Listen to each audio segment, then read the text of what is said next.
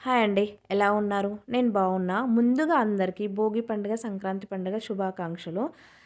ఈరోజు మాకు సంక్రాంతి అండి. మేము యూఎస్‌లో ఉంటున్నాం కాబట్టి. కాబట్టి సంక్రాంతి పండుగ శుభాకాంక్షలు. ఇండియాలో ఇవాళ భోగి పండుగ. భోగి పండుగ శుభాకాంక్షలు అండి. అందరూ ఎంజాయ్ చేస్తున్నారా? అందరూ చుట్టాలతో, పిండి వంటలతో హ్యాపీగా ఎంజాయ్ చేయండి. నాకు గుర్తొస్తున్నాయి. బట్ ఏం చేద్దాం మిస్ అయితున్నాము.